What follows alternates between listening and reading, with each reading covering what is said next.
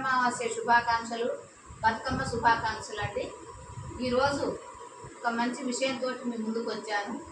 అదేంటంటారా, ఈరోజు అందరూ బతుకమ్మను పేర్చుకుంటారు. ఇది తెలంగాణలో ప్రముఖమైన పండగ కాబట్టి ఈరోజు మనం బతుకమ్మను పేర్చుకుంటున్నాం. బతుకమ్మని ఎందుకు పేర్చుకుంటున్నాం? దీనికి ఒక కారణం ఉంది. ఇదివరకటి రోజుల్లో ఒక బ్రాహ్మడు 7 కొడుకులు, ఒక కుమార్తె. అయితే 7 కొడుకులకు వివాహాలు అయినాయండి. వివాహాలు అయిన తర్వాత వాళ్ళు కాశీయాత్ర పోదామని సంకల్పించుకొని ఆడపిల్లను కొడుకులకు అప్పచెప్పి అతను కాశీ ప్రయాణం చేశారండి. కాశీ ప్రయాణం చేసిన తర్వాత ఈ మధ్యలో బతుకమ్మ పండగ వచ్చింది. బతుకమ్మ పండగ వచ్చినప్పుడు నవరాత్రులు చేసుకుంటాం కదండి. దసరా నవరాత్రులు ఎట్లా 9 రోజుల్లో బతుకమ్మ పండుగను కూడా 9 రోజులు చేస్తారు. అయితే ఆడపిల్ల ఏం చేసింది అని అంటే, పెద్దన్నయ్య దగ్గరికి పోయింది. అన్నయ్య, అమ్మ నాన్న కాశీకి వెళ్ళారు, మరి నాకు బతుకమ్మ పండుగ వచ్చింది, నాకు కొత్త బట్టలు లేవు, మరి నాకు కొత్త బట్టలు కావాలన్నయ్య అని అడిగింది. అయితే అమ్మ నా వల్ల కాదు, మీరు 2 అన్నయ్యని అడుగు, 2 అన్నయ్య దగ్గరికి వెళ్ళు అని చెప్పేసి పెద్దన్న చెప్పాడు. అలా 6 అన్నలను అడుక్కుంటూ వచ్చింది. అప్పుడు 7 అన్నయ్య, సరే అమ్మ, మరి నువ్వు బట్టలు అడుగుతున్నావు, మీ వదిన గారి సలహా తీసుకొని నీకు కొత్త బట్టలు తెప్పిస్తాను అని చెప్తాడు. అయితే వదిన గారు వంట చేస్తూ ఉన్నది. వంట చేస్తూ ఉంటే ఆడపడుచు పోయి, వదిన, మరి నాకు బతుకమ్మ పండుగ వచ్చింది, నాకు కొత్త బట్టలు కావాలి, నా స్నేహితులందరూ ఆడుకుంటున్నారు, మరి పాటలు పాడుకుంటున్నారు, నేను కూడా నాకు కోరిక ఉన్నది బతుకమ్మను చేసుకొని ఆడుకోవాలని అని అంటే, సరే అమ్మ, మరి నేను ఇస్తా, కానీ పట్టు చీరకు పసుపు అంటకూడదు, పట్టు రేఖకు గంధం అంటకూడదు, బంగారు కడియాలు నొక్కులు పోకూడదు అని చెప్తుంది. సరే అని చెప్పేసి ఆ రోజు బతుకమ్మను పేర్చుకొని పట్టు చీర, పట్టు జాకెట్, బంగారు కడియాలు వేసుకొని బతుకమ్మను ఆడుకోవడానికి పోతుంది. పోయిన తర్వాత అందరూ అక్కడ పసుపు కుంకుమలు పెట్టుకుంటారు. పసుపు కుంకుమలు పెట్టుకుంటుంటే గంధాలు, పట్టు చీరకు పసుపు అంటుతుంది, పట్టు రేఖకు గంధం అంటుతుంది, బంగారు కడియాలు, ఆటపాటలన్నీ బతుకమ్మ అయిపోయిన తర్వాత ఆటపాటలు ఆడుకుంటారు కదా, అట్లా చెమ్మ చెక్క అని, దస్తి బిస్తి అని అట్లా గీస్తుంటే బంగారు కడియాలు నొప్పులు పోతాయి. సరే అనుకొని సంతోషంగా మంచిగా జరిగింది అని చెప్పేసి ఇంటికి వస్తుంది. ఇంటికి వచ్చేసి, వదిన, ఇదిగో మీ పట్టు చీర, పట్టు జాకెట్, ఇదిగో కడియాలు అని అంటే, అమ్మ నేను బడిలో ఉన్నాను, అక్కడ చిలుక్కాయ ఉంటే చిలుక్కాయలు కలిగించి వెళ్ళమ్మా అని చెబుతుంది. సరే అనుకొని అక్కడ పెట్టేసి మళ్ళీ పెద్దన్నయ్య దగ్గరికి వెళ్తుంది. వెళ్ళిన తర్వాత ఈమె అంతా వంట పని అయిపోయి అంత అయిపోయిన తర్వాత చూసుకుంటుంది. పట్టు చీరకు పసుపు అంటుతుంది, పట్టు రేఖకు గంధం అంటుతుంది, బంగారు కడియాలు నొప్పులు పోతాయి. అయితే అమ్మ, నేను ఇంతగానం చెప్పినా కానీ ఆమె వినలేదు, మరి ఇట్లా చేసుకొచ్చింది అని చెప్పేసి తలకు గుడ్డ కట్టుకొని పడుకుంటుంది. పొలానికి పోయిన భర్త ఇంటికి వస్తాడు. ఇంటికి వచ్చి, ఏంటి అసలు సంధ్య వేళ తలకు గుడ్డ కట్టుకొని పడుకున్నావు, ఏంటి విషయం అని అడుగుతాడు. ఏమీ లేదు అని చెప్తుంది. అదేంటి ఏమీ లేదంటావు, నీ మంచి బాగోగులు చూసేవాడిని నేనే కదా, నీ బాధ ఎవరికి చెప్పుకుంటావు, నాకే కదా చెప్పేది, చెప్పు అంటాడు. మీ చెల్లెలు వచ్చింది, మీ చెల్లెలు ఇట్లా బ్రతకమ్మ ఆడుకుంటానన్నది, నేను బంగారు పట్టు చీర, పట్టు రేవికే బంగారు కడియాలు ఇచ్చాను, నొక్కులు పోవద్దు, పసుపు కుంకుమలు అంటొద్దు అని చెప్పాను. ఆ అమ్మాయికి చెప్తే మొత్తం బంగారు కడియాలు నొక్కులు పోయినాయి, పసుపు కుంకుమలు అంటేనే గంధం అంటింది, నాకు బాధ అనిపించింది. మీ చెల్లెల్ని చంపి ఆ రక్తం తీసుకొచ్చి నా తలకు పెడితేనే కానీ నా తలనొప్పి తక్కువ కాదు అని చెప్తుంది. అయ్యో ఇట్లనా, మరి ఎట్లా, ఏం సంగతి ఏంటి అని భార్యకి ఎదురు చెప్పలేక అడవికి పోయి కాకి రక్తం తీసుకొని వచ్చి భార్యకి ఇస్తాడు. భార్యకి ఇస్తే, భర్త మంచిగా నా భర్త ఆడపిల్లని చంపాడు, ఇక నాకు ఆడపిల్ల అడ్డు తీరిపోయింది అని చెప్పేసి ఆ అమ్మాయి రక్తం పెట్టుకొని అక్కడ బావి నీళ్ళకి వెళుతుంది. కడవ పట్టుకొని నీళ్ళకి వెళ్తే అక్కడ చుట్టుపక్కల జనాలు ఏమంటారు, ఆడగులు కట్లా కడవా తీసుకొని మెట్లా బావికి నీళ్లకు పోతే కలవారి కోడలమ్మ కాకినెత్తులు పెట్టుకొని వచ్చింది అంటారు.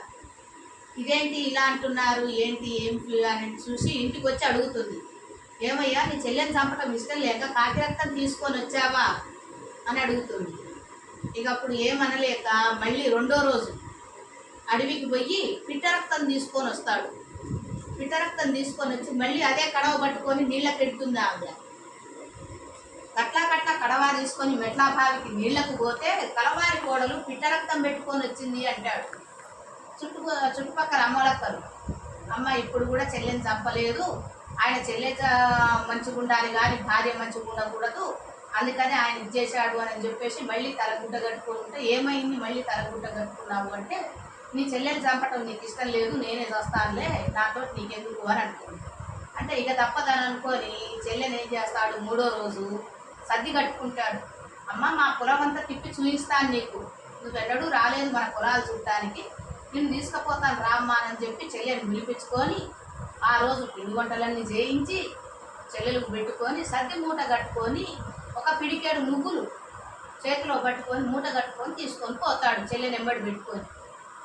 ఇక అమ్మాయి మంచిగా బాగా అన్నం తిన్నది, కడుపు నిండా పిండి వంటలతో భోజనం కదా, పిండి వంటలు చేసి తిన్నారు కాబట్టి ఒక చెట్టు కిందికి అడవికి తీసుకుపోయి ఒక చెట్టు కింద కూర్చున్నారు.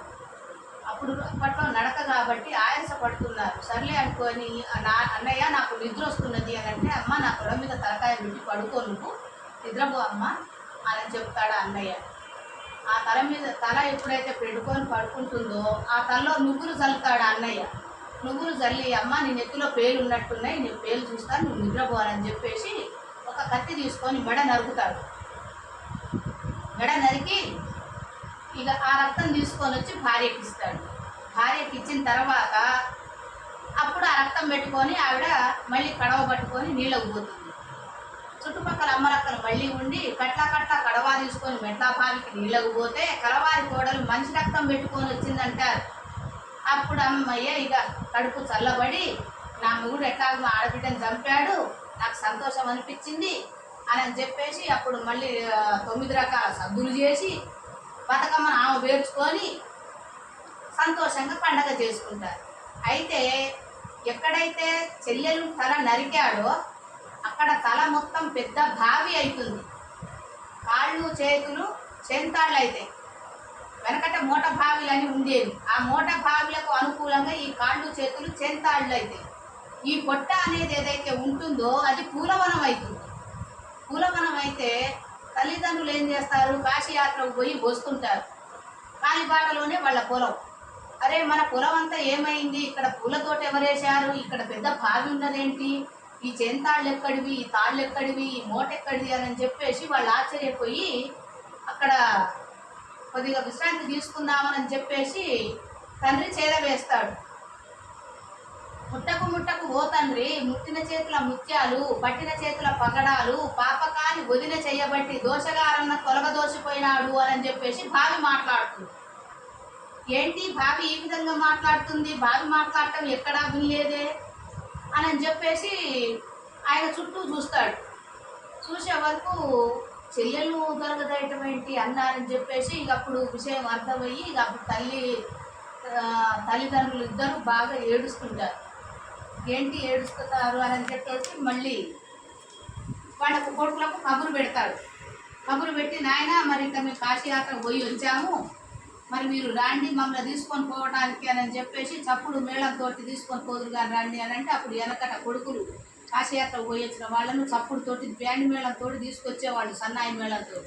అలాగే నాన్న అమ్మ వచ్చారని చెప్పేసి 7 కొడుకులు 7 కోడళ్ళు సన్నాయి మేళంతో అక్కడికి తీసుకొని వచ్చారు.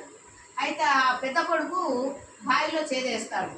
బావిలో చేదేసి కాళ్ళు కడుక్కుందాం, మంచినీళ్ళ బావి ఎవరో వేశారు ధర్మాత్ములు అని చెప్పేసి నీళ్లు తాగుదామని చేద వేస్తాడు.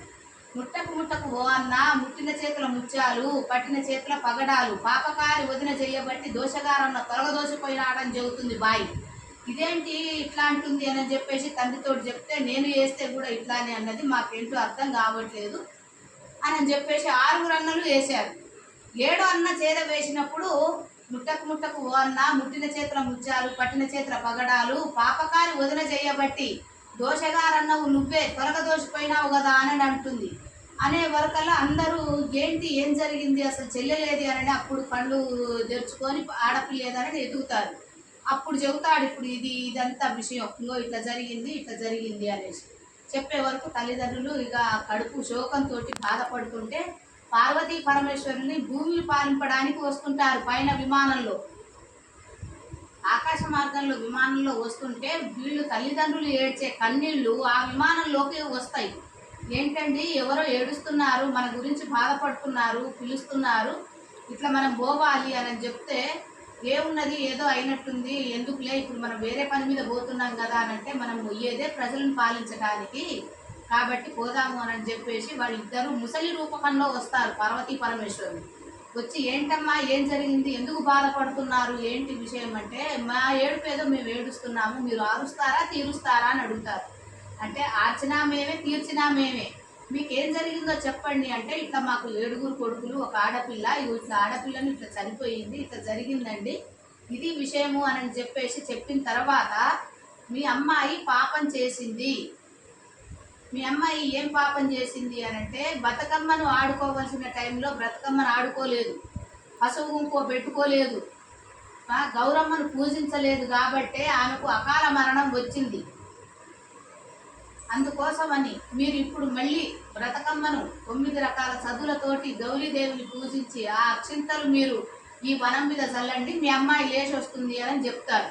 చెప్తే ఆ విధంగానే అక్కడనే బ్రతకమ్మను గెలుచుకొని 9 రకాల చదువులు చేసుకొని గౌరీదేవిని పూజించి గౌరమ్మను పూజ చేసి ఆటపాటలతోటి చేస్తే ఆ అమ్మాయి లేచి వస్తుంది. కథలోపమైన వ్రతలోపం కాకూడదు, కాబట్టి ఆడపిల్లలందరూ పసుపు కుంకుమలతోటి సాంప్రదాయమైన బట్టలతోటి ఈ బతుకమ్మను ఆడుకోవాలని కోరుకుంటున్నాను. శుభం పూజ.